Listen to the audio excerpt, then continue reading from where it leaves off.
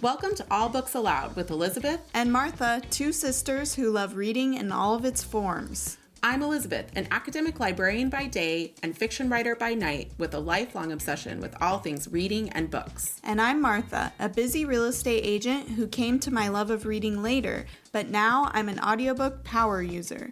Every 2 weeks, we get on Zoom and chat about the books we're reading and delve a little deeper into a topic related to reading or publishing. If you love reading, nerding out about books, and sassy millennial hot takes, this podcast is the place for you.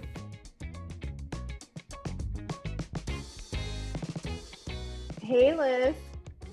Hi, Martha. How are you? I'm good. How are you doing?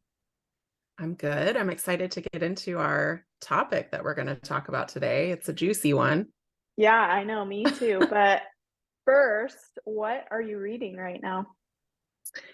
I finished Romantic Comedy by Curtis Sittenfeld, and I loved it. Loved it so much that I actually kind of have a book hangover currently, which I think we've referenced that every time. So it's definitely something we're going to have to talk about. But it was just such a good book. And it's exactly the kind of book that I hope to be able to write. It was funny. It was smart. It had serious themes, but it wasn't too serious. She's just like my writing idol, Curtis Sittenfeld. So I haven't really been able to get into anything else. I am also, though, still listening to my audiobook, The Marlowe Murder Club by Robert Thorogood. The more walks I go on, the closer I'll get to finishing that. Yeah. What about you? What are you reading? I finished book 5 on my audiobooks of the Throne of Glass series by Sarah J. Maas, which I have to say, I messed up on her name on our first podcast. I said Sarah J. Maas because I looked up a Google pronunciation, and I should have trusted the Book Talk girlies because they were right. Of course, Sarah J. Maas, not Maas. So I'm on book 6 of the Throne of Glass series. It's called Tower of Dawn. I just started it. I just finished the last book yesterday, and I'm really hooked on this series. So I'm glad that I have Crescent City after it. It's her 3rd series she has going. And then on paper, I'm reading Beach Read by Emily Henry. Both you and I recently read Book Lovers by Emily Henry, and we both absolutely loved it. So I'm excited to delve into one of her other books. Oh, that is exciting. You have to tell me how it is. Maybe that'll be my book hangover cure. I really loved Book Lovers, as you know. I couldn't talk about it enough. With the Sarah J. Maas books, she has so many books. Is this the last in the series you're reading now? And then you said you're going to start a new one? Or no, how many books are there? There's one more after this one. So there's 8 books in Throne of Glass, and then there's a novella that goes along with it. And then Crescent City, that series, I think there's only 2 or 3 books out, and she's in the process of writing one more. And then in the A Court of Thorn and Roses series, she's finishing another one too. So she's got a lot going on. I think that's part of why people love them so much, is because there's just like a whole Sarah J. Maas universe, and you can get in there and stay a while. And I think that's really fun. That's cool. Mm-hmm. So let's get into our topic. Today, we are talking about finishing. Do you finishing books? Do you finish every book you read? And why or why not?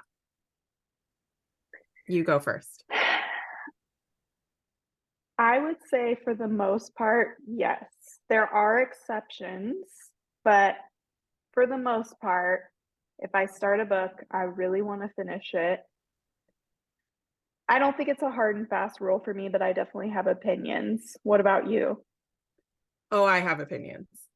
Mine is pretty much completely the opposite of that. I mean, my hard and fast rule is I definitely do not finish every book that I start. And in fact, have a pretty firm 25-page rule if I'm feeling particularly like it's not for me. Sometimes I'll give a book 50 pages if I'm kind of unsure if it's for me or not. But the books that I've really loved, I am in after page 5. And we'll get into it more, but that is a little harsh. But as a librarian, I'm just like, there are too many books. There's so many books in the world. You'll never be able to read them all. So why would you waste your time reading a book that you're not enjoying? It's not about the quality of the book, it's just like if it's not for you for whatever reason. So yeah, this is definitely one of those hot takes that's my librarian hot take. It's informed by my professional opinions. Librarian hot take, TM, registered, all rights reserved. I pretty firmly am in the, if it's not working for me, I don't finish it. Interesting. Tell me more about why you do finish books, usually.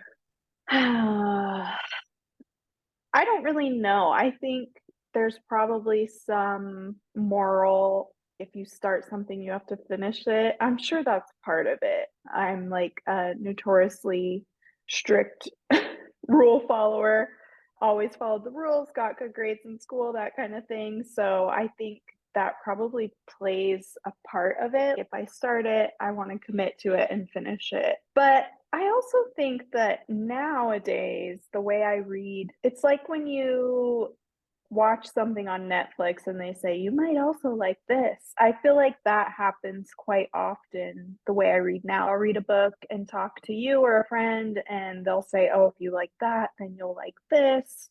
Or you'll log on Goodreads and search for books that are similar to the one you just read or one in another genre that you like. So often that's the way that I'm finding the next book. And I kind of just stay on books that I feel like I will like.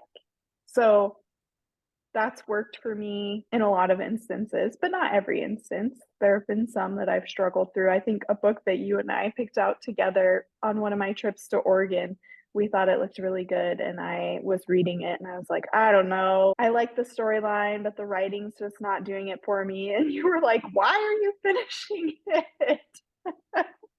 Yeah. And I don't know. I don't know why I did. But I will say, in the end, I did like it. It wasn't one of my favorites, but I did like the way it ended. So I don't know. Yeah, I'm brutal. And I know that we've had this conversation more than once where you'll say to me that you're not really enjoying a book and I'll just be like, just stop. That is interesting to hear you say, though, about the way that you happen upon new books. And I wonder a little bit if part of the reason that I am so brutal with this is because in my work, I am constantly being inundated basically with new books. I hear about new books. I see new books. I manage the leisure reading, recreational reading collection at the library. And so even though I work in an academic library, I'm ordering fiction books and, self-help books and books that people would want to read for fun. And so I'm just constantly seeing all these new books that are being published. And so maybe it's because I just have so many more books coming at me as possibilities to read that I tend to start books pretty often. And then just,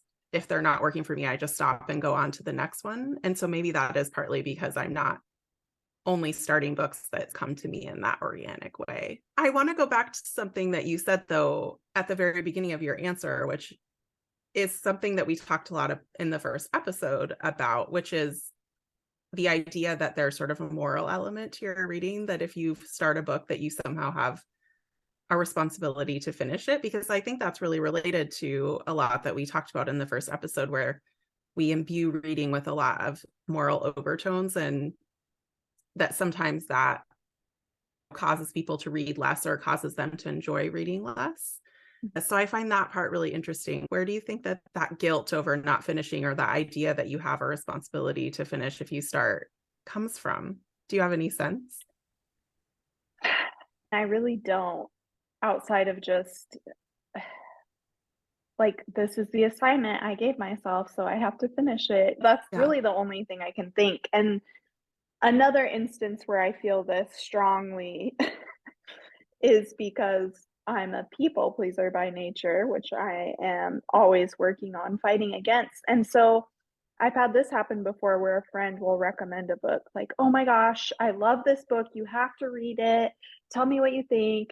And I'll start it and be like, oh, like I'm not loving this book, but I feel obligated to finish it because I guess I don't want to hurt their feelings or something and be like, oh no, that book sucks and I don't know why you Yeah. loved it so much. You kind of at least have to give it a fair shot. And so I find myself finishing them anyway and then saying like, oh yeah, no, it was okay, or whatever. Try and Yeah. let them down easy. That's a really good point. I do think there's a social element to that, especially when a person recommends a book to you. I know that I referenced her before, and I probably will talk about her in every single episode, but Nancy Pearl, my grad school professor, who's my librarian hero, gave us the advice in one of her classes, especially as a librarian, when you are telling someone that you didn't like a book as much as they liked it, she gave us the advice to say something along the lines of, oh, I think I'm the only person in the world that didn't like that book, or something like that, to sort of acknowledge that it is a book that a lot of people enjoyed and that you're not saying that it sucked, right? It sort of goes back to her philosophy that no two people read the same book. It's just a matter of it not having been for you. Mm-hmm. And be a little So, self-deprecating to soften the blow of it. Yeah. Exactly. And she would talk about how it's so important for librarians, especially, to strike that type of tone, even if you say it not in those exact words, when you're talking to people about books, because again, along this same theme of reading and books having this sort of moral overtone, librarians also have a little bit of a little bit of a moral overtone to their role and put in a position of authority in a certain way. And there's a whole history of that. Partially that is how librarians presented themselves, and partially it's a social history to the way that the role evolved that maybe we could talk about some other time. Well, and even moralizing books, I would say. Yeah, that right. plays a part in that. Yeah, and there was a lot of moralizing on the part of librarians about what people should be reading, sort of helping people to better themselves, quote unquote. So this is not all something that has been like put upon librarians. There's a history of librarians being sort of judgmental in that way. But there are a lot of people who still think of librarians as an authority figure, like that school teacher figure, who, if you go to them and say that you didn't enjoy a classic or that you haven't read a book in a long time, that somehow they're going to judge you or shame you or something like that. I cannot tell you how many times I've had conversations with students in my library where it almost feels like they're confessing to me in some way. And I don't feel like I present myself in this way, but it's just the role of a librarian, that they sort of feel as if they want a book that they think is not academic enough, they'll sort of whisper it to me. One time I played this whole guessing game with this student who was saying that she wanted a book that was sort of self-help, but she sort of was dancing around it. And I was like, oh, well, we just got a book by, I can't remember which one, but it was one of the Kardashian sisters had just written a book about wellness and self-care or something. I was like, hey, we just got this book in the recreation collection. Would you want to give that a try? And she was like, oh, that's exactly the book that I wanted. I just was too embarrassed to tell you that that's what I was looking for. And she must not have realized that that's part of your whole job. Yeah, possibly. But yeah, so that was a little bit of a tangent, but I just think that it is really interesting to unpack that. We do load this topic and everything around it with such heavy implications. And so, yeah, when you are telling someone that you didn't like a book that they recommended to you, it can be a little bit sticky of a situation. But yeah, I think leading with, it just wasn't for me, or, I liked parts of it, but I think I just wasn't in the right headspace to read it, or something that, like you were saying, brings it back to you. Something honest, but, yeah, you want to be honest, but letting them down. I'm not advocating lying, and neither was Nancy. She wasn't advocating lying, because the perfect example I can give for this is that I started reading the Outlander book by Diana Gabaldon, and I hated it. And I know that you really I actually think that you recommended it to me because you know that I like to read romance and I like historical fiction, both of which are true. I do like both of those genres. And it just was not for me. I just didn't like it. I think that I tried to force myself to keep reading it because you had recommended it so strongly. And at one point I threw it across the room. I just hated it. I hated it. It's so funny. But I think that initially when we talked, and this was years and years ago, I think initially when we talked about it, I think I tried out a similar line, a Nancy Pearl line that was sort of like, I know that everyone loves that book. I think it just wasn't for me, or something like That's funny. Until you pressed me for more reasons why I didn't like it. The funny thing about Outlander, I have to remind you, I don't know if you remember, that's actually the series that got me hooked on reading again, because that's the one that my friend Christy said, you have to listen to these books on Audible. They're so good, because she's super into romance, and the smuttier the better. And so she was actually the one, she's like, log on to my Audible and listen to these books. And so that's really what got me back into reading. And I didn't finish the whole series. There's so many Outlander books, and I didn't get through them because, kind of like you were explaining earlier, having the abundance of books at your fingertips, that's kind of what audiobooks opened up that whole world to me. And I was like, oh, what else can I listen to? So I accept that you didn't like Outlander. It's okay. But yeah, that's what brought me back to reading, and audiobooks. And so here we are. Well, that is really interesting because one of the other things I think that is related to this topic is that format actually does make a difference. Mm-hmm. So I don't think with Outlander, I feel like my issues with Outlander were more specific to the story than Mm-hmm. just that I couldn't get into the writing. But I do wonder sometimes if books that I didn't finish in print that I would be able to get into as an audiobook, or vice versa. Sometimes I start an audiobook and I don't like the narrator, or there's something about it that's off and I don't finish it. And so I wonder if, I mean, I'm sure that probably different formats might produce a different experience. Oh, 100%. And I can speak to that anecdotally. One of the books that I am so glad that I kept trying and actually finished is The Song of Achilles by Madeline Miller. I think our brother, Michael, or Mike, people call him Mike, we call him Michael. He was Yeah. the one who told me about The Song of Achilles and how much he loved it, and I had to read it. And I started listening to it first as an audiobook. And for whatever reason, I could not get into it. I think it was the narrator. I just wasn't connecting with it that way. And I was like, I don't know, this book, meh. But then I read Circe by Madeline Miller on paper and absolutely love that book. That's like one of my favorite books of all times. I love Circe so much. So I was like, I cannot possibly love this book so much and not like The Song of Achilles. So I went and bought a paper copy, and for whatever reason, I found it a lot easier than the audio version. And I finished that book and was sobbing like a baby at the end. Yeah. Like I'm sure a lot of people who read that. And I was just so glad that I was able to finish it. So I think that's a good example of that. Yeah.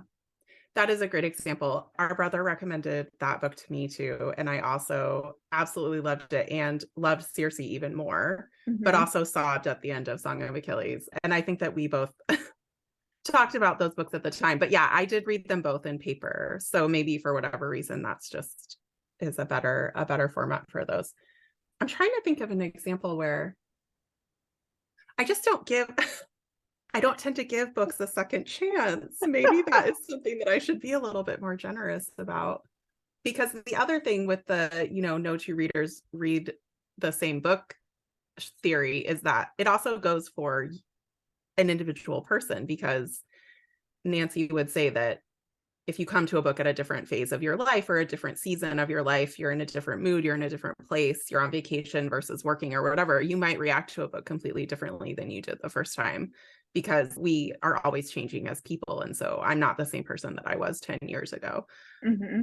That's also an argument about rereading books, which I think we'll save for another topic, but there's a lot to unpack there and different phases of your life and how rereading a book can be different. Do you think that it is more or less common for you to give up on a book in print versus audio?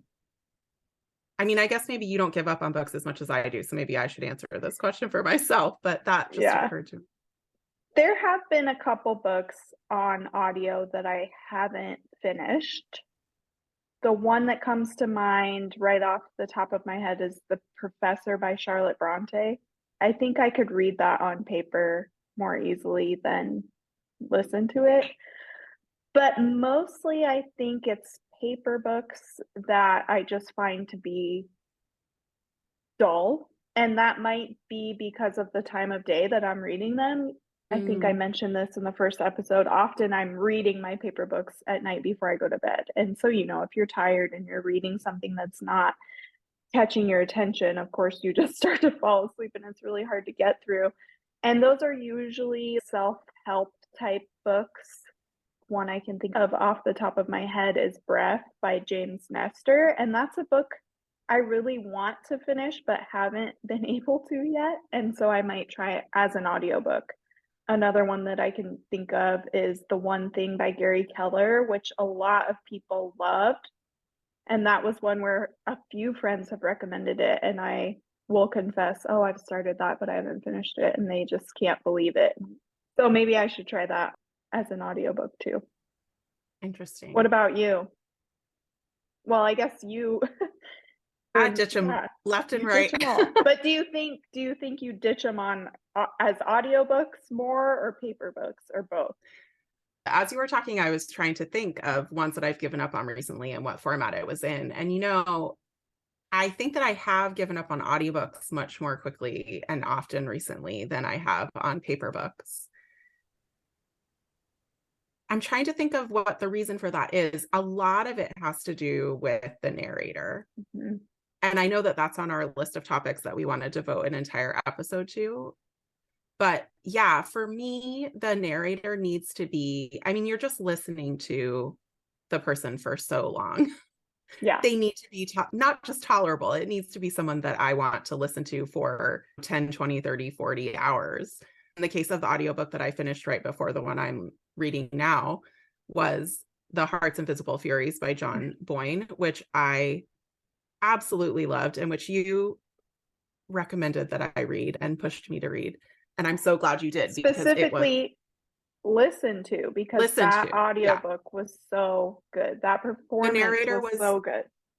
Yeah, it was so good as an audiobook. The narrator was amazing. He did character voices really well, but he didn't overdo them. Anyway, I'm getting more into the weeds of what makes a good narrator, but for some reason that is, I think, a little bit more of a balancing act for me than what it takes for me to get into the first 25 pages of a book.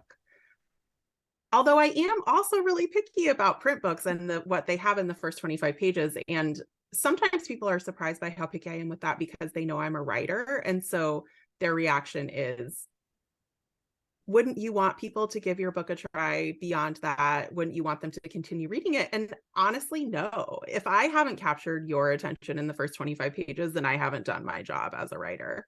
Yeah. And I know that. Hey, you're probably hyper aware, maybe even more so than the average writer, of hooking that reader right in the beginning, because that's your philosophy, which is probably very helpful. I don't know. It's sort of a which came first, the chicken or the egg. I wonder a little bit if because I had that philosophy as a reader, that has made me more intent on doing that as a writer, or if it made me more analytical as a reader, because I knew all the advice that they give to writers is that they even say within the first 5 pages is that you need to hook the reader immediately into your story and that you don't have any time to waste. So yeah, I feel like that sort of justifies me in some way. I don't know who I'm justifying my opinion to, but it makes me feel a little bit more justified, actually, the fact that I'm a writer, with being able to say, I get it. I write books. Yeah. It's hard. I haven't been published. It's hard. But Yeah. if you're doing it right, the person is into the story by page 25. Well, and I can say, because I read your first 5 pages of your latest book and I was like, Liz, I want to finish this. Send me the rest. You better finish it because I want to read it. So it definitely hooked me right away. So I Well, can good. attest to that. Hopefully you think that about the rest of it. I'm sure. Well, okay. So that being said, now that I've staked such a claim about how ruthless I am with not finishing books, there was something else that you said just then about the formats that brought to mind books that I have actually forced myself to finish, and why, and how, and what that experience was. So you mentioned that you couldn't read The Professor by Charlotte Bronte as an audiobook, and that you might be able to read it on paper. So that reminded me of a few of the books that I have not allowed myself to cast aside after 25 pages are specifically classics. Mm-hmm. And I think this is related to a lot of what we have already talked about. I think that part of the reason for that might be because I feel somehow obligated to finish and appreciate them because the whole world tells me that they're classics. And so therefore I must conform. Mm-hmm. How could you be a Maybe. librarian who hasn't read the classics? Right. Something like that. I did that to myself a lot more before I became a librarian as a sort of snooty English major who also wanted to write fiction. I was very serious about reading and mostly read the classics. And I still really love the classics. As you know, Jane Austen is my favorite writer, a love that we share. But I've been reading them less as the librarian because I feel like it's incumbent upon me to be a little bit more conversant with contemporary literature if I'm going to be buying these books. And that's something that I'm happy that I do. And is another thing I have Nancy Pearl to thank for, is because she forced us to read in all of the different genres when we took her classes so that you could talk about them, whether you liked it or not. You have to be able to talk about them. But I have before forced myself to finish classics. The most recent example is Middlemarch by George Eliot. So I have always said that I read that in college, except the truth is we're getting a live confession. Yeah.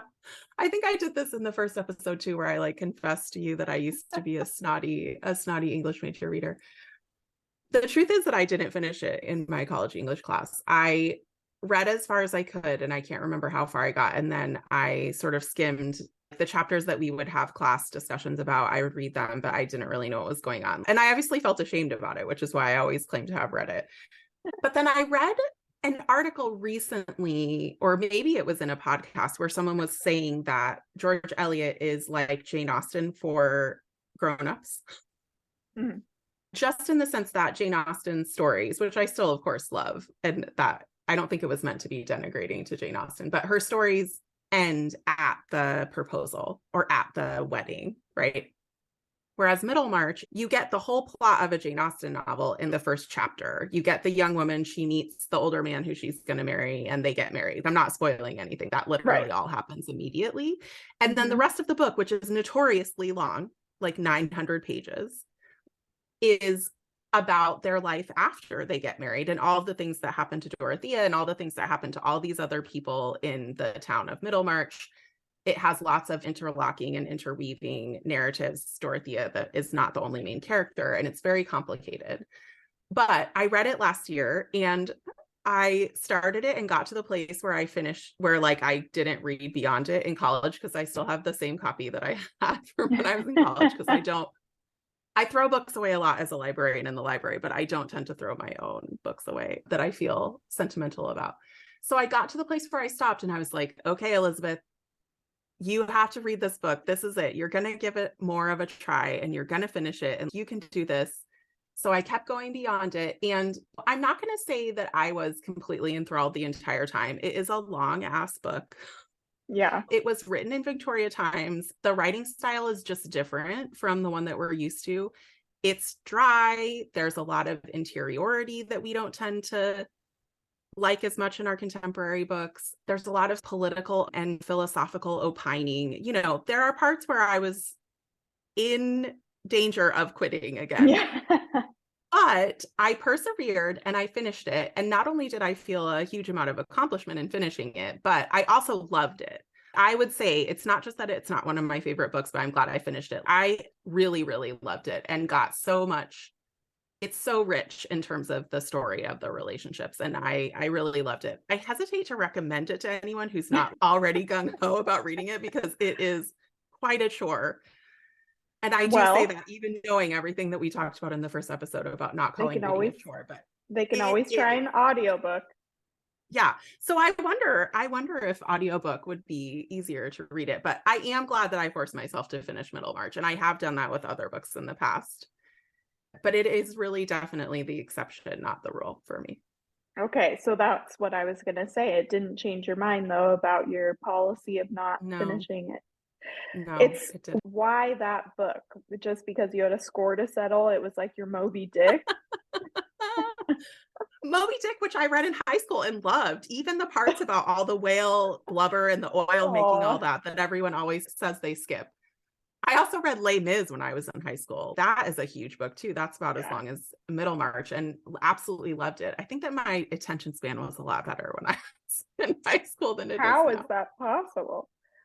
Well, we didn't have social media back in my day. Yeah, We didn't have back in cell those days. phones. Yeah, it's true. No, I don't think that I would say I had a score to settle with it. I had made peace with the fact that I hadn't read it a long time ago, in the same way that I haven't read a lot of the classics. We talked about Anna Karenina when you listened to that Mhm. on audiobook, and I told you that I had never read it. There just are so many books. I mean, no one Yeah, can read all the books, even no. someone who's an English major and a writer and a library. There are just too many books. I think the reason that I decided to give it another try and to really persevere with it is because of whatever that article or podcast that I listened to was, that they just were talking about how meaningful it is, especially to read it in middle life, because it is just such a more complicated look at a romantic relationship, basically. Mhm. And I am 41 years old and I just got married for the first time in the last year. And I read it during that first year of my marriage. And it's been, I mean, this isn't a podcast about my personal life, but we were long distance for a long time and he's from England and there's all sorts of complications. It was a very sort of non-standard situation. And I think that there was just something about the idea of reading about a very complicated, rich relationship that goes beyond the I do that just really spoke to me. Yeah, in a And way yeah, that it wouldn't have in college. Which no, goes right, back exactly. which goes back to what we were saying about revisiting books at a later time in life. So we'll definitely have to do a whole episode about that.